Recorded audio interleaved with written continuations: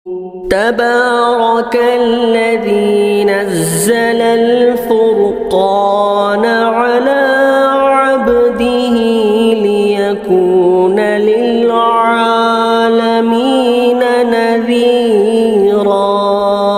किसी भाई ने सवाल किया है, शब बारात में मुतय्यना नवाफिल और वज़ाइफ़ जो अलग अलग तरीक़े से तहरीर कराकर तक़सीम किए जाते हैं, तो क्या इस तरीक़े से मुतय्यना हुदूद इबादत करना दुरुस्त है या नहीं।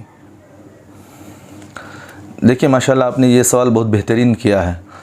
जवाब ये है कि देखिए शब बारात के में ना कोई मख़सूस इबादत तय है, ना कोई मख़सूस वज़ाइफ़ तय हैं।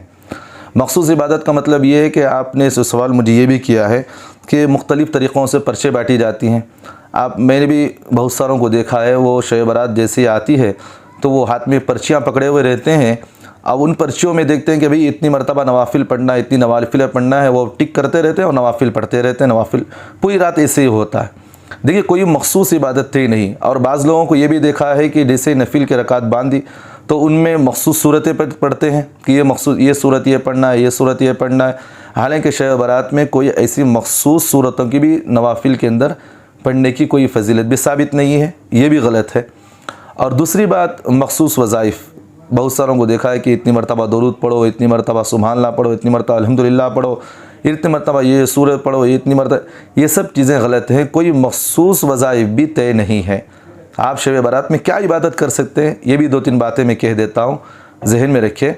देखिए शब बारात में जो इबादत की जाएगी वो आप सबसे पहली बात ये है कि आपके अगर फ़राइज़ छूटे हुए हो तो उनकी क़ज़ा पड़े, क्योंकि आदमी को अल्लाह ताला क़यामत में सबसे पहले उसे खड़ा करेंगे तो वहाँ अल्लाह फ़रिश्तों से कहेंगे कि इसकी नमाज़ें देखो, अगर इसकी नमाज़ें सही निकली तो उसकी सारे इबादतें सही निकलेंगी।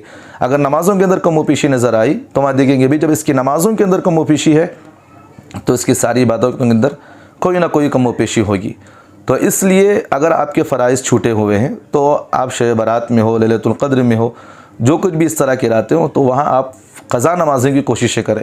और क़ज़ा नमाज की तरतीब क्या होगी वो आप अपने मकामी उलमा से पूछे कि मेरी क़ज़ा नमाज़ें इतनी हो गई हैं, मैं इतनी नमाज़ें फ़राइज़ छोड़ दिया हूँ, किस तरह मुझे क़ज़ा करना है, आप उनसे पूछें। अगर क़ज़ा नमाज़ें भी आप पढ़ते हुए सुस्त हो गए हैं तो फिर उसके बाद आप कुरान मजीद की तिलावत करें। कुरान मजीद की तिलावत से भी आप सुस्त हो गए तो फिर ज़िक्र अस्कार में लगे। तो ये इबादतें शब बारात में करना चाहिए। ये नहीं कि आप मख़सूस इबादतें उठा लिए कि इतनी मरतबा पढ़ने से इतनी औलाद अल्लाह देखें। एक आदमी को मैंने देखा कि शब बारात में एक आदमी चीटी पकड़ा हुआ था, अब वो वज़ाइफ़ पढ़ रहे थे। मैंने उस साहब से पूछा कि भाई क्या कर रहे हैं आप? कहा कि हज़रत मुझे औलाद नहीं है। मुझे किसी मौलाना ने कहा कि आज शब बारात में इतनी चीज़ें पढ़े, अल्लाह औलाद दे देंगे। मैं हंसी आई मुझे देख करके, भाई ये चीज़ें कहाँ से आपने ढा लिया है। देखिए इस तरह की मनधड़क चीज़ें, गैर मोतबर चीज़ें लोगों के अंदर ज़्यादातर चल रही हैं। इसलिए आप कोई भी अमल करने से पहले उलमा से तहक़ीक़ कर ले।